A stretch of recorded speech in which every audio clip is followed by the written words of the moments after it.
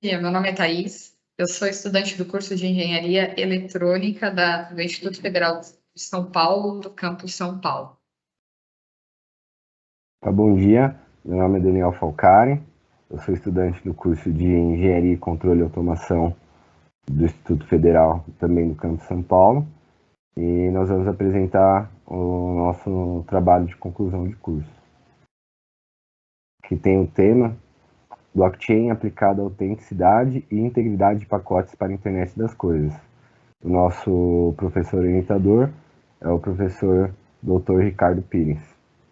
A nossa apresentação foi organizada, né, de tal forma que a gente vai começar apresentando a introdução, os nossos objetivos, né, a justificativa do nosso trabalho, a fundamentação teórica, a metodologia que foi aplicada, os resultados que foram obtidos e as nossas considerações finais. Iniciando pela introdução, vamos falar sobre a importância econômica do tema Internet das Coisas. Até o ano de 2025, a gente está comentando sobre 1,1 trilhão de dólares de receita em diversas aplicações de IoT. Esse número está dividido pelo mundo, né? Por exemplo, nos Estados Unidos e América do Norte, a gente tem um número de 337 bilhões que essa economia vai gerar para a América do Norte.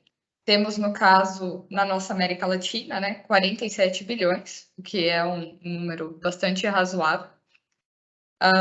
O número maior vai sempre realmente ficar com a parte da Ásia-Pacífico, onde a gente tem a China, com uma população gigantesca, e a Índia também, com 386 bilhões de dólares em receitas sendo movimentados. E quais são essas aplicações e oportunidades, né? Então, basicamente, temos um número de dispositivos estimados para cidades inteligentes em torno de 1 bilhão, Indústria 4.0, 12,5 bilhões. Veículos autônomos, por exemplo, como Tesla e outros, como 1,2 bilhões. Eletrônicos em gerais de consumer, como aqueles Apple Watch, por exemplo, 3,4 bilhões de dispositivos conectados. E também casas conectadas, que serão aí 5,41 bilhões de dispositivos que estarão vinculados às residências. Continuando sobre aplicações de IoT, temos transporte, onde se refere à manutenção preditiva de automóveis, organização de trânsito, veículos autônomos, logística, também temos monitoramento de cargas, de condição da carga, por exemplo, durante a pandemia, a relação dos IoT monitorando as vacinas, principalmente em termos de conservação de temperatura, a gestão de frota conectada, então verificar quais as maneiras mais otimizadas de ir em um ponto a outro, dado várias condições de contorno. Serviços de utilidade pública, que são serviços muito críticos, então monitoramento de água, luz, energia elétrica e também a distribuição, né, a coordenação da distribuição desses serviços públicos.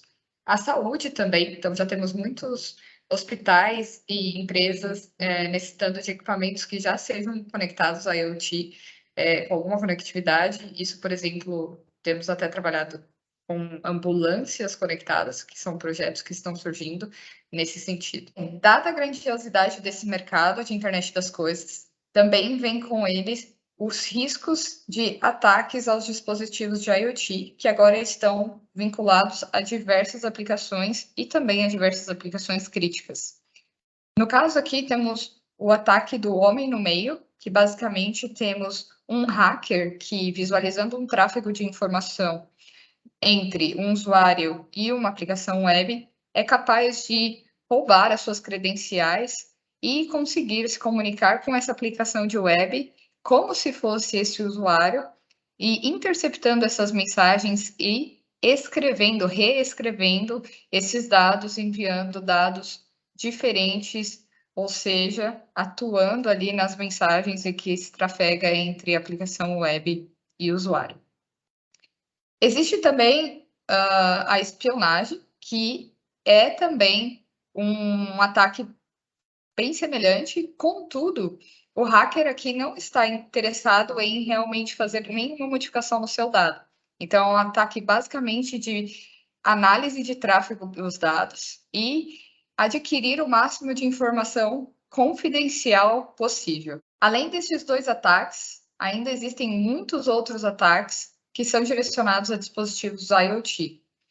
No caso deste trabalho, estamos focando principalmente em apresentar uma possível solução para os ataques do tipo homem no meio, onde temos um hacker maliciosamente modificando os dados e se passando como usuário e modificando o funcionamento de outros sistemas com dados maliciosos. Como blockchain, então, poderia ser um nível a mais de segurança dos dados nesse sentido.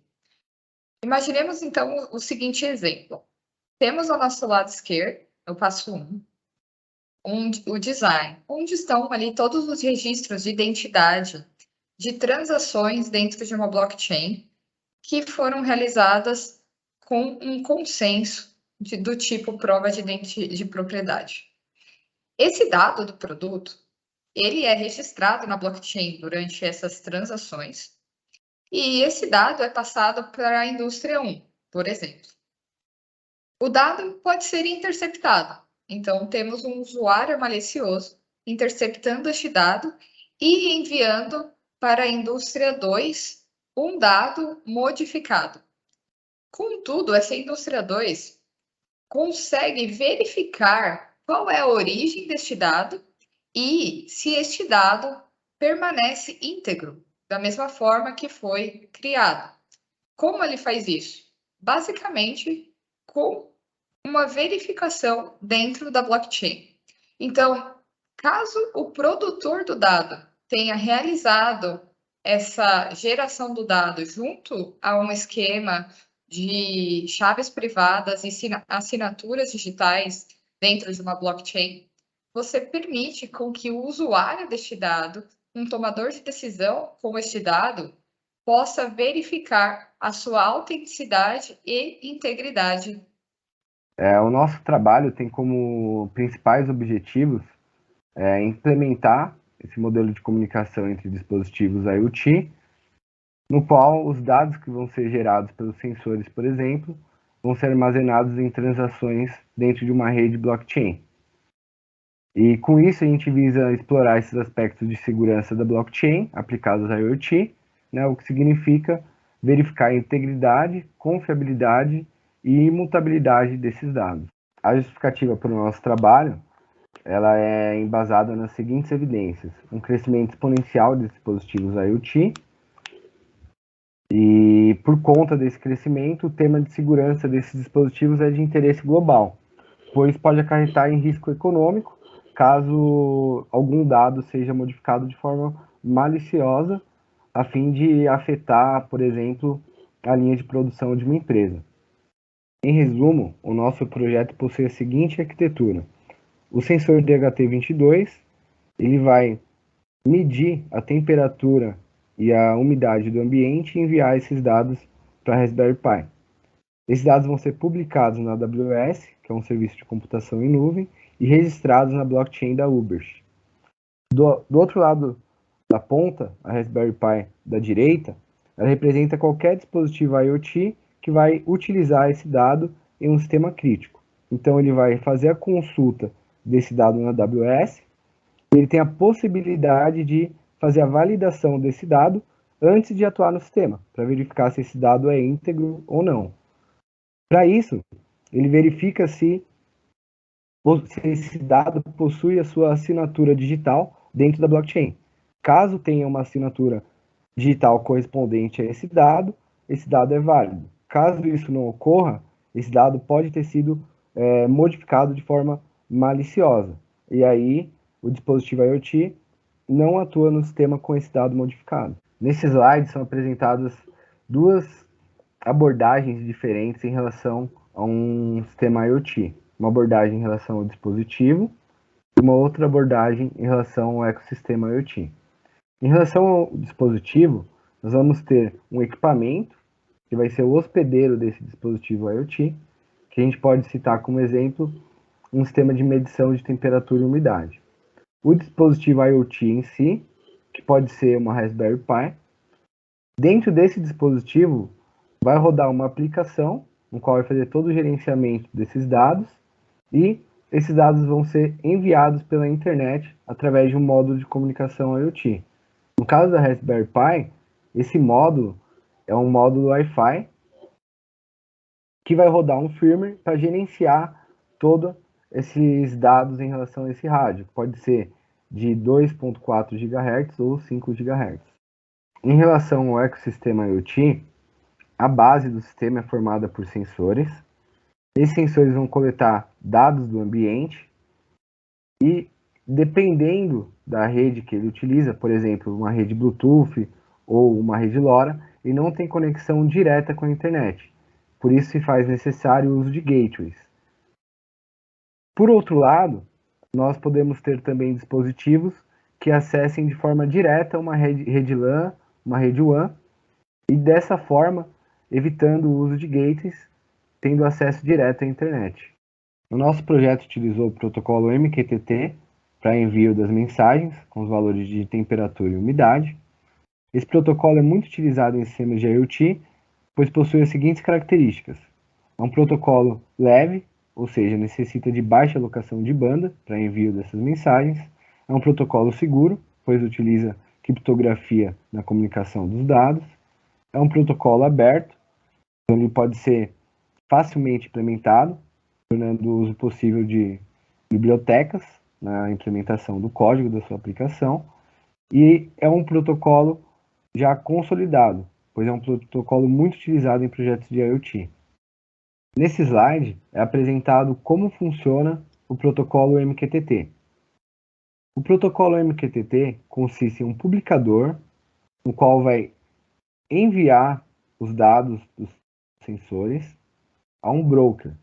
Esse broker seria o nosso servidor. Dentro do broker existem tópicos que são utilizados para armazenar os valores dos sensores, lidos pelos sensores e enviados pelo publicador. Os assinantes, eles podem ler esses valores dos tópicos que eles assinam.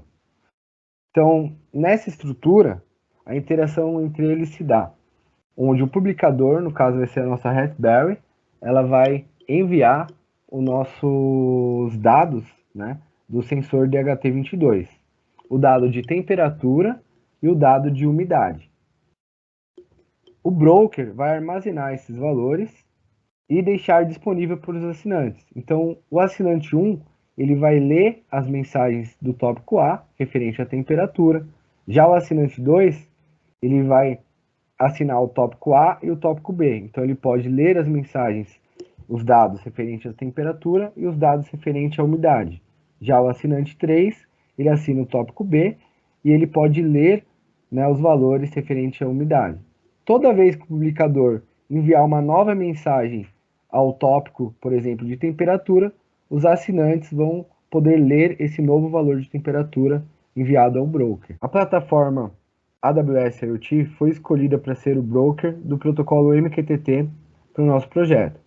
Dentro dessa plataforma, foi configurado o objeto, que é a Raspberry Pi, e o tópico de temperatura e umidade. A AWS fornece em seu site também uma biblioteca própria do protocolo MQTT, que foi implementado no nosso projeto usando a linguagem de programação Python. Essa estrutura mostra como é feita a interação entre a Raspberry Pi e a nossa plataforma AWS IoT. Então a Raspberry Pi, ela vai publicar o tópico de temperatura e umidade via protocolo MQTT para o broker da AWS IoT Core via a implementação da biblioteca disponibilizada pela AWS. Conceito de blockchain, arquitetura e funcionamento. Existem algumas topologias de rede de computadores que foram estudadas ao longo dos anos, como, por exemplo, a topologia centralizada, onde temos nós periféricos comunicando com o nó central, descentralizada, onde todos os nós podem se conectar com uns aos outros, mas não obrigatoriamente eles estão conectados. Existem também os livros contábeis não distribuídos, conhecidos também como ledger, que basicamente se dividem em dois grupos, público e privado. Essa topologia tem-se que os nós estão totalmente interconectados. Isso significa que cada nó tem um meio de comunicação com todos os outros nós da rede. Quando se fala público, significa que não existe uma permissão necessária para que alguém se torne um nó. Então, ou um dispositivo entre na rede para pertencer e contribuir como um nó. No caso do privado, essas redes são, como o nome próprio diz, privadas. Isso significa que apenas computadores com determinada permissão podem acessar essa rede como sendo um nó e contribuir para isso. Onde isso é importante dentro da blockchain? Bem, sigamos o exemplo. Temos uma solicitação de transação entre duas pessoas e isso é colocado em um bloco. Esse bloco é criado com várias transações que estão acontecendo na mesma rede e todas essas informações precisam ser validadas de transações. Como elas são validadas? Existe então essa topologia de rede em que todos os nós dessa rede irão receber esse bloco e verificar todas as transações deste bloco são válidas ou não. Uma vez que essa transação é tida como válida, então a gente tem um bloco a mais sendo adicionado à cadeia de blocos da blockchain. Assim que o bloco é adicionado ao final da cadeia de blocos, então essa transação é tida como verificada e executada pela blockchain. A blockchain utilizada para o presente projeto foi a blockchain da Ubers, que fornece um serviço de autenticidade, de verificação da autenticidade e da integridade de dados utilizando uma blockchain própria. Uma visão geral, podemos exemplificar da seguinte modo. Temos um caminhão onde dentro da sua carga existem vacinas e que a temperatura é uma grandeza muito importante a ser medida e essa grandeza não poderia ser hackeada, porque poderia ser tomada decisões por parte da empresa fornecedora de repente descartar um lote ou não. Neste caso, esse dado ele é encriptado e enviado para a blockchain da Uber de forma a ser ancorado dentro de uma blockchain.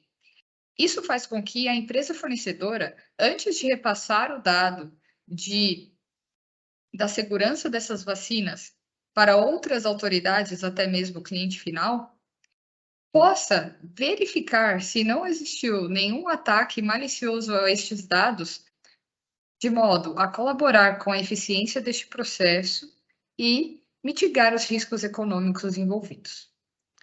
Ao lado direito, temos o NanoClient. O NanoClient é a aplicação que roda dentro do device IoT, no caso deste projeto, uma Raspberry Pi, que também foi implementado em Python. Essa aplicação, basicamente, recebe o valor do sensor,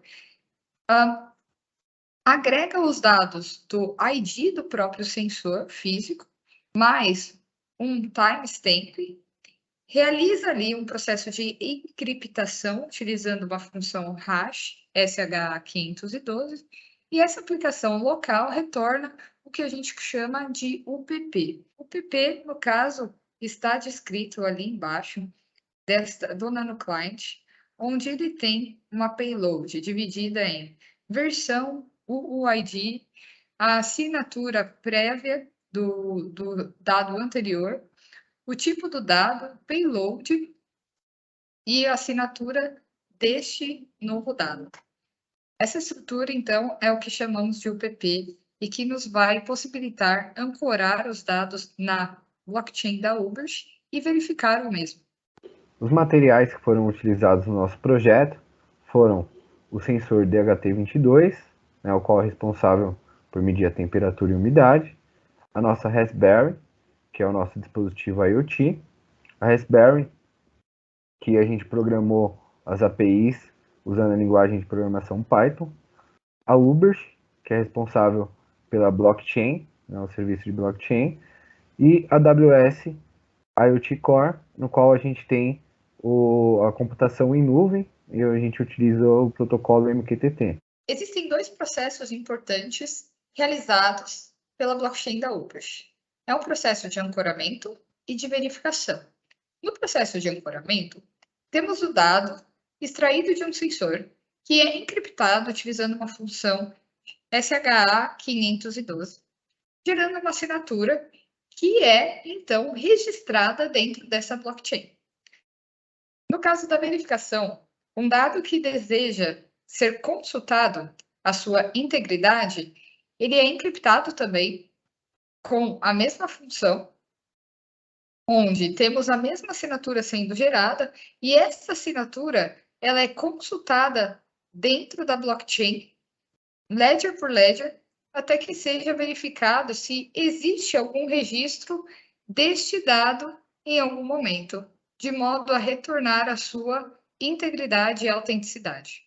Dada a relevância desses processos, é necessário verificar qual o tempo de execução completa do processo de ancoramento e de verificação.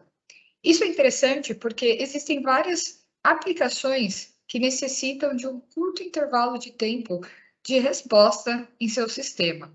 E assim, podemos verificar em que aplicações essa solução se faz adequada. Outra informação muito importante a ser verificada é o tamanho do pacote que estamos transmitindo.